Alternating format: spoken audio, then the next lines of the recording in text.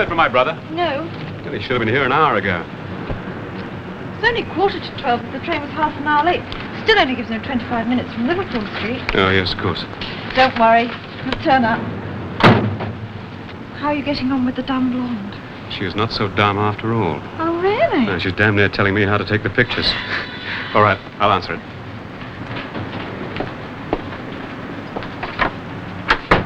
Phil, at last. I thought you were never going to get here. It seems ages, Phil. How are you? How have you been keeping? You had a good journey? Well, yes, fine. Good. Come on in. Thanks. Oh, Ruth, you look wonderful. Oh, it's nice to see you, Phil. Hey, what's the idea of kissing my secretary? Oh, British Army, old boy, special privilege. Now, let's have a look at you. You look tired, Larry. You've been overdoing things. Yes, I have. I've been trying to clear the deck so that we can see a bit of each other during the next 3 weeks. Well, let's hope you succeeded. Last time I was on leave, I couldn't drag you out of that studio. Yes, I know. Look, Larry, I must get out of this uniform. It's driving me nuts. All right, your things are all ready for you in there, including that ghastly sports jacket. What do you mean? All right. There's plenty of time. Let's have a drink first. Yeah, Larry, I'm afraid I've got a bit of a disappointment. I've got to go over to Dublin for 2 or 3 days. Dublin? Yes, I'm catching the 3:15 this afternoon. But with any luck, I'll be back on Thursday. Friday at the latest. Now, what on earth have you got to go to Dublin for? Well, it's a pretty nasty business. I wish to God I haven't got to go. What's happened, Phil? But did I ever mention a chap called Reynolds? Sean Reynolds. Sean Reynolds. Yes, he was with me when I first went to Germany. Awfully nice chap. Irish. Talked a hell of a lot. Never stopped talking. Ah, yes, I remember something about him. You were in trouble over a late-night pass, and he was... That's it. He fixed it. He could fix anything, the dear old Sean. Well, to cut a long story short, he's dead. He was killed in a car accident about 10 days ago. Oh, Lord, where was this? It was in Hamburg. We'd been to a show, a whole party of us. Sean was in pretty high spirits. When we came out of this place, he started to fool about on the sidewalk. Just as he stepped off the curb, a whacking great car came racing round the corner. Driver did everything he could, slammed on the brakes. There was nothing he could do. Nothing any of us could do. It all happened in a matter of seconds. Was he killed instantly? No. They rushed him to hospital, but he died within 24 hours. I went to see him the morning after the accident. He was conscious. Oddly enough, he didn't seem to be in a great deal of pain, but I think he knew he was going to die, Larry. Just as I was leaving, he gave me his wallet. Asked me to go over to Dublin and see his wife. I see.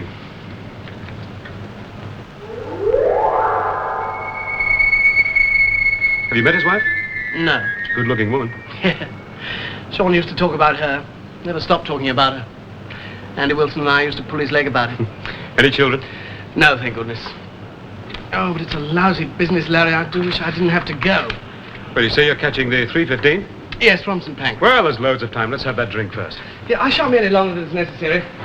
With any luck, I'll be back on Thursday. Oh, I've got to go out to dinner on Thursday. I'm afraid I can't very well get out of it. Oh, that's all right. I've still got that key you gave me. If I'm late, I'll let myself in. All right, what would you like, a beer? Oh, I'd rather have a gin and tonic. All right, one gin and tonic coming up. How's Andy Wilson these days? Oh, he's fine. We travelled over together. Well, that reminds me, don't fix anything for the 29th. I'm going to a dance with Andy. Oh, that'll be nice.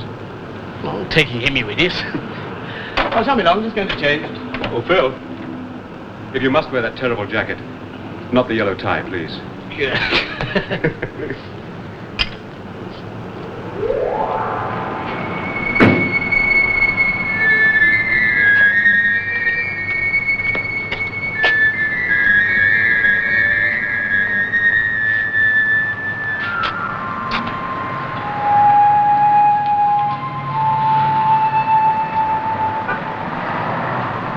Oh, Mr. Martin? Yes, thanks.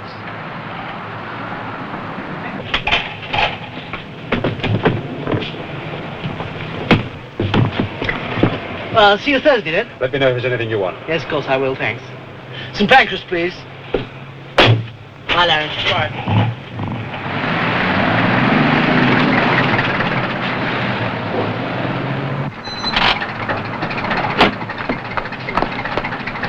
What is St. Pancras? I've changed my mind.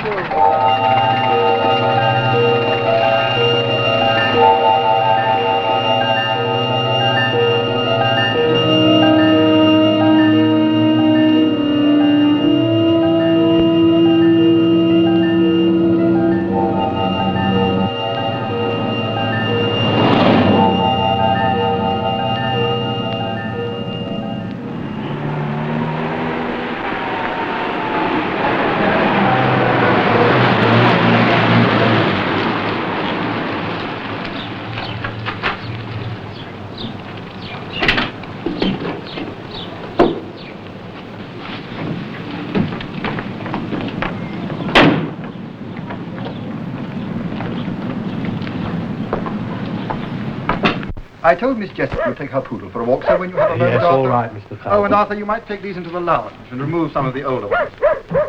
Good afternoon, sir. Good afternoon. I believe you have a reservation for Mr. Philip Martin. Martin, yes, sir. But Mr. Martin hasn't arrived yet. I'm Mr. Martin. Oh, you telephoned this morning asking for a room with a bath. I asked for one of your best rooms. Well, it'll be 3 guineas a night, sir, for the room only. Would you like me to pay in advance? No, of course not, sir. I just thought, well, would you sign the book, please, sir? Have you any idea how long you will be staying with us, Mr. Martin? 3 or 4 days. Certainly until Thursday. Arthur. I'm also expecting a parcel. Has one arrived yet? Don't think so, sir. Some arrived just before lunch. I put them there. Oh, thank you, Mrs. Curtis. Oh, by the way, there was a phone message. Your picture will be ready the day after tomorrow. Oh, thank you. Good afternoon. Good afternoon. Haven't stayed with us before, Mr. Martin. No, I'm afraid not. And I'm sure you'll enjoy your stay. Thank you, I hope so. Yes. Here we are, sir. Thank you. Number 27, Arthur.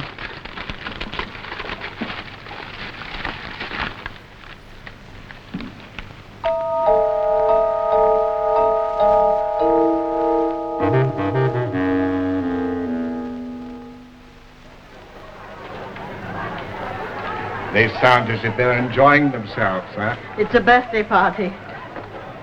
Arthur tells me you went to the theatre last night, Dr. Linderhoff. Yes, I did, to the old Vic. It was most enjoyable. Well, this is an interesting magazine, Mrs. Curtis. I haven't seen it before. It's American. My husband used to take it. After he died, I kept up the subscriptions. You should find this month's copy on the table. Ah, good. Thank you.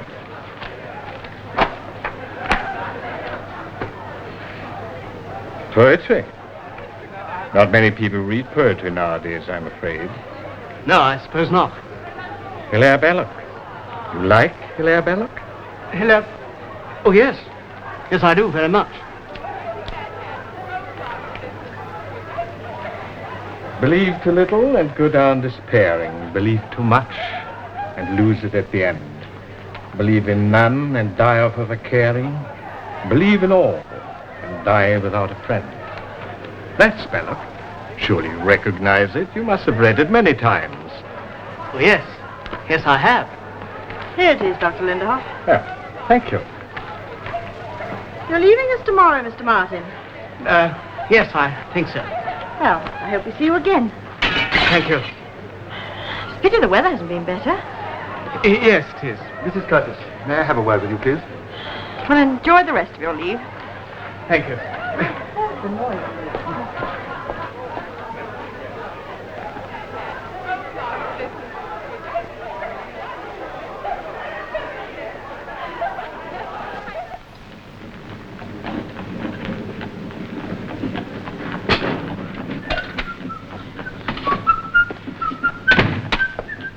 Morning, Doreen. What's good about it? Shoes for number 14. Only got one pair of hands, you know.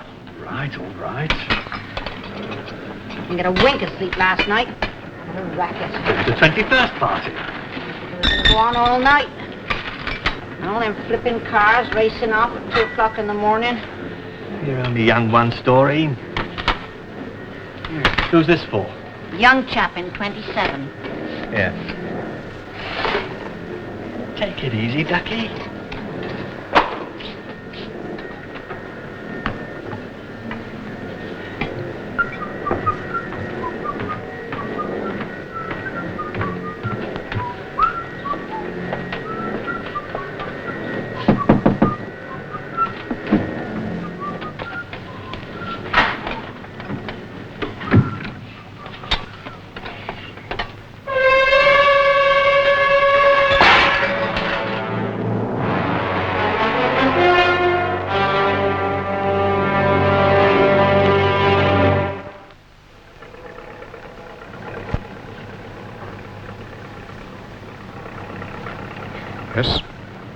Yes, this is my brother's handwriting, there's no doubt about that.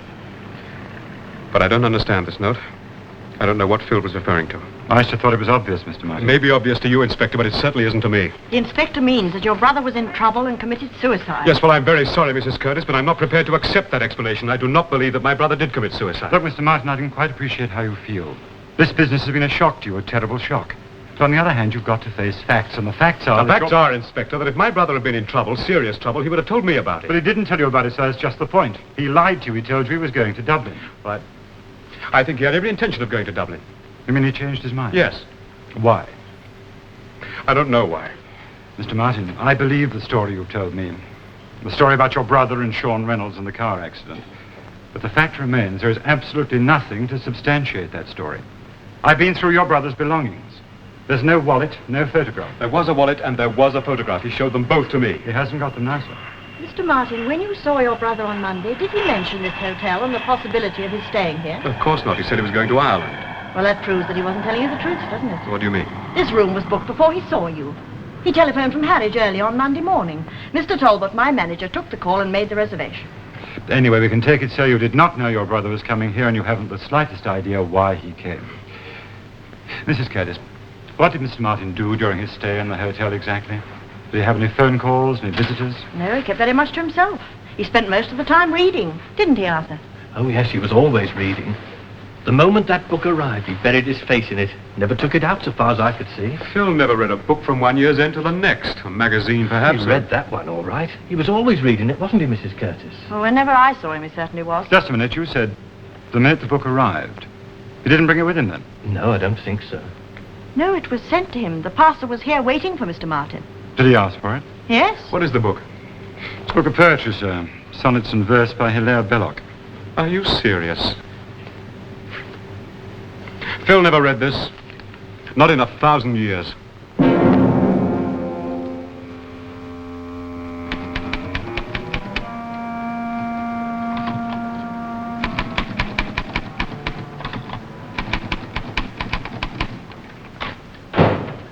Larry? Oh, I was worried about you. I expected you ages ago. Oh, yes, sir. I meant to phone, but I just didn't get around to it. Any messages? Oh, nothing important. Oh, Andy Wilson phoned up. He's in London. He said he'd call round. He knows, I suppose. Yes, but he didn't hear till this morning. He was staying in Cornwall with an aunt of his. He's awfully upset. Yes, I imagine he is. What happened at the inquest this morning? Suicide, without sufficient evidence to show the state of mind of the deceased. You don't think it was suicide, do you? I'm damn sure it wasn't. Why should Phil commit suicide? I don't know. Maybe he had a reason. Something you knew nothing about. It isn't always clear why people do these things. Have you had anything to eat this morning? No. Oh, I'll go and make you some. No, I'm not hungry. I don't feel like eating. I'll go and see who that is. Hello, Mr. Martin. I think we missed each other this morning. May I come in? Oh, yes. Yes, of course.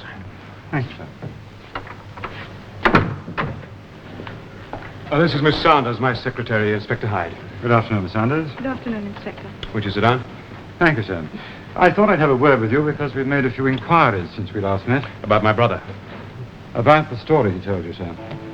I'm sorry, Mr. Martin, but that story of your brother's wasn't true. What do you mean?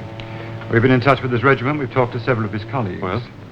There wasn't a car accident in Hamburg. The man your brother mentioned, Sean Reynolds, didn't exist.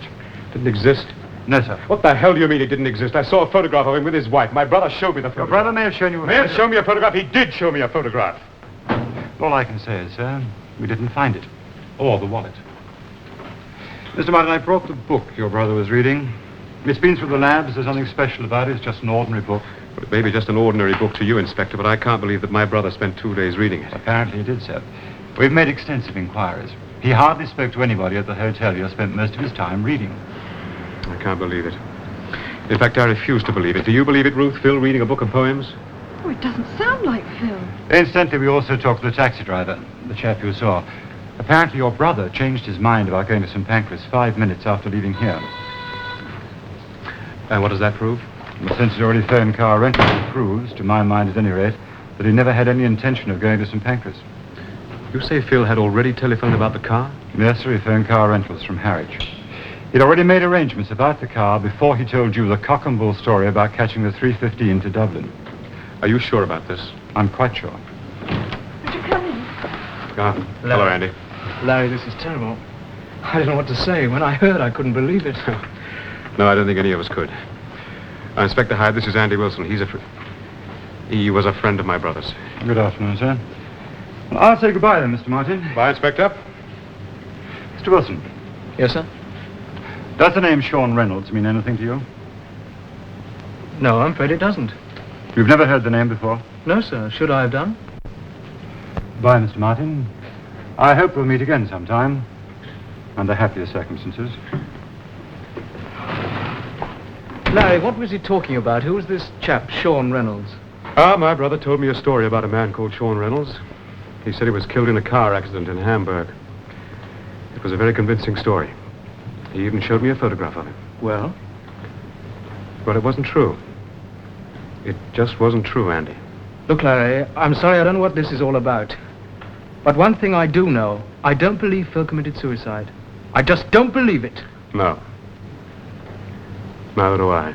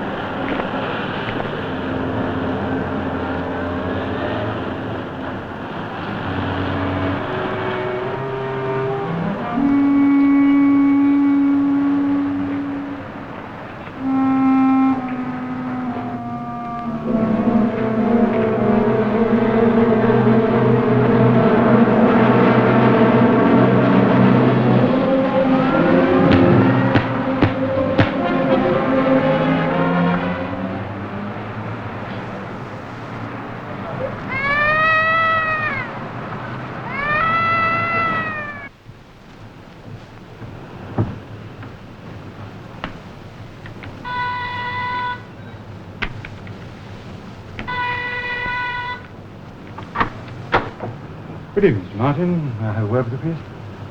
Yes? Yes, come in. Thank you,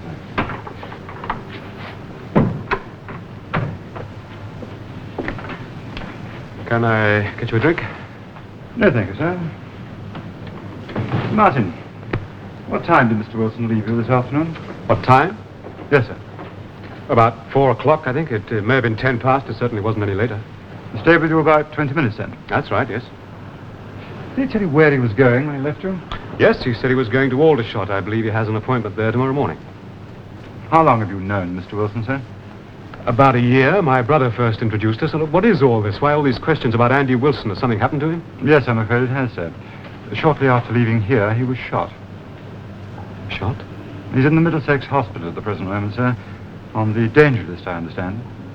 This is incredible. I mean, who shot him? Oh, we don't know that, sir. The shots were fired from a car. You say he's badly hurt? Yes, sir. It's very serious, I'm afraid. Mr. Martin, when I was here this afternoon, I left that book with you. The one your brother had been reading. Yes?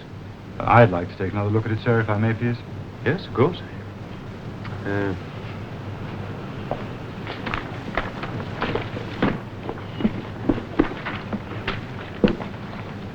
I don't think you'll find it, Mr. Martin. What do you mean? Is this the book? Yes, sir. Well, how did you get it? It was in the zip bag which Mr. Andy Wilson was carrying, sir. You mean Andy took this book? Well, he must have done so, unless, of course, you gave it to him. I- And you obviously didn't do that, Mr. Martin.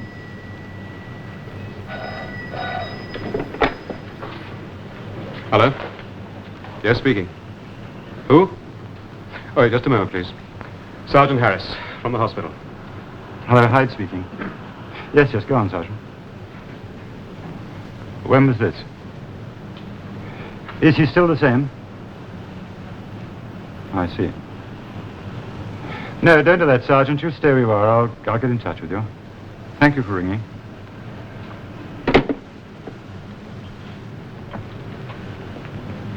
Well, what's happened? About half an hour ago, Wilson became delirious. He started talking. He mentioned someone called Larry. I imagine he meant you, Mr. Martin. Well? He said, Larry, destroy the photograph. Destroy the photograph? Yes, sir. What photograph? What photograph does he mean? I don't know, sir. I'm just repeating what he said. Do you think he meant the one I was telling you about, the Sean Reynolds photograph, the one that Phil showed me? I don't know, sir. In any case, you haven't got that photograph, have you? No, I haven't. You know I haven't. Phil took it away with him. I told you that. And he said Larry, destroy the photograph. That's right, sir. That's what he said, Mr. Martin.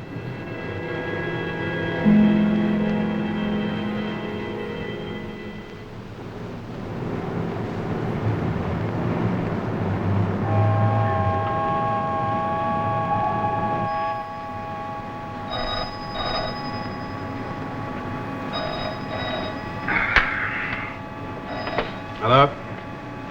Yes, speaking. Oh, good morning, Mr. Turner.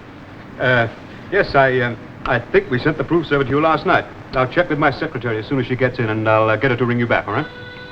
Yes, all right, yes, thank you. Goodbye, Mr. Turner.